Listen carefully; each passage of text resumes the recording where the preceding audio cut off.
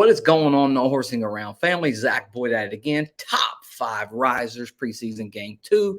Definitely excited to do this one. But guys, before we start, we're super excited and super proud to be partnered with Home Field. It's a local brand. They kind of got their start in the collegiate world, and they do a really good job make authentic custom shirts. And they've partnered with the Indianapolis Colts to actually create a collection, 6 pieces. So you're going to get hoodies, sweatshirts, t-shirts, whatever it is for your tailgating experience. But one thing that I really like about them that is super cool, I'm a fan. I'm a tailgater.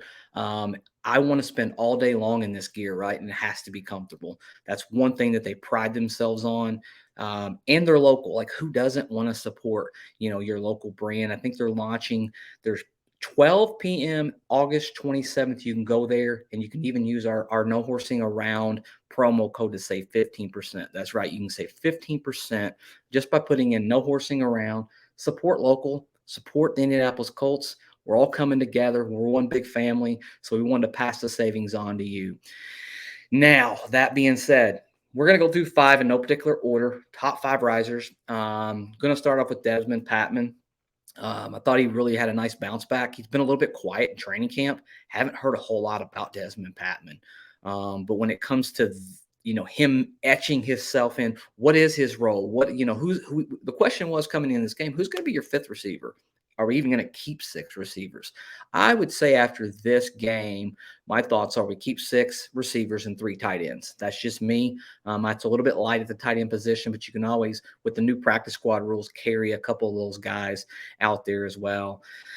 So I just think he looked good, guys. I think he had really crisp route running. He has obviously that connection with a guy who we'll talk about here in a little bit later. But he stood out against the number 2s and the number 3s, I guess, for that matter, depending on which way you're going to look at it. Very good in and out of his breaks. He had a deep pass, obviously broken coverage. Sam Ellinger was able to hit him over the top for a 50-yarder and got it rolled in there for a touchdown. But Desmond Patman, I really want to know your guys' thought on him. Does he make this football team? Is he practice squad? Where you at with Desmond Patman? Because I think he's probably just about solidified, a role of some kind. That goes into the next guy, Michael Strong.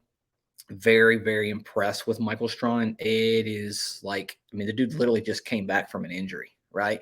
And he come back and he's playing and he's not playing timid, and he goes out and he just catches a touchdown, catches multiple passes.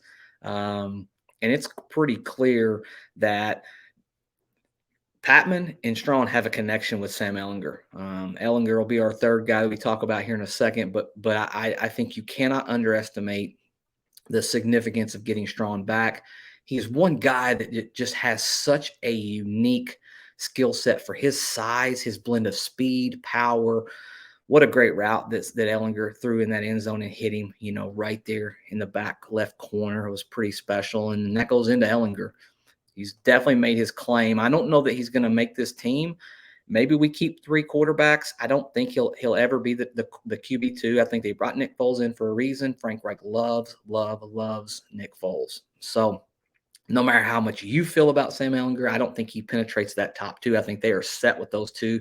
They're kind of tied at the hip, I believe. They want that veteran presence in there.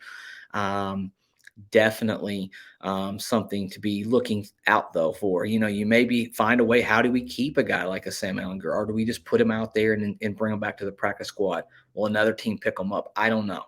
Every year seems like there's a preseason superhero, and he's our guy this year. He's had a very good preseason, but he's never played against, the number 1s, that type of competition when it comes right down to it.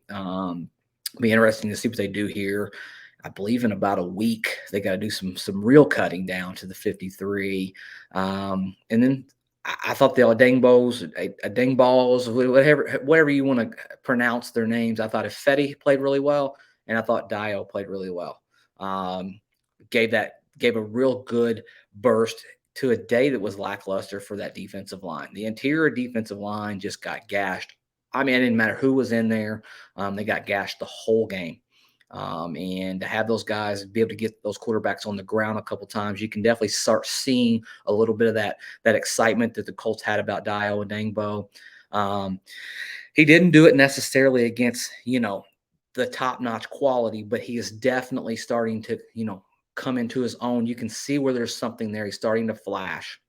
I thought if Fetty played well as and he's a veteran guy. Like he's a guy in here competing for a spot. And what is his role? You've got a couple guys on the outside to be a reserve when you go with, you've got obviously you're going to go with Yannick. Obviously you're going to go with Quiddy Pay, but you have to have someone out there to put in that rotation, back them up. Injuries, the attrition of the NFL season. It'd be nice to have some depth right there. And we know Chris Ballard loves him some defensive line depth. So those two guys rounding out those top 5 risers against the Colts versus Lions game.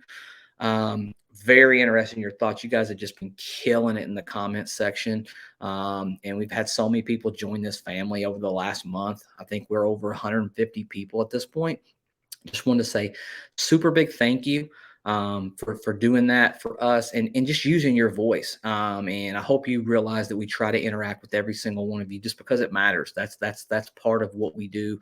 We want to be the no horsing around family, and family is first, and that means you. So till next time, guys, definitely be on the lookout for some new exciting stuff that we have coming up. We're also going to show you some of that home field apparel as well down the road so you guys can see it. I think we've got a couple pieces on the way coming to the houses. So Stephen and I will be showing that stuff off and just letting you know like how good that apparel actually looks. They do a great job, and support local. Thank you so much.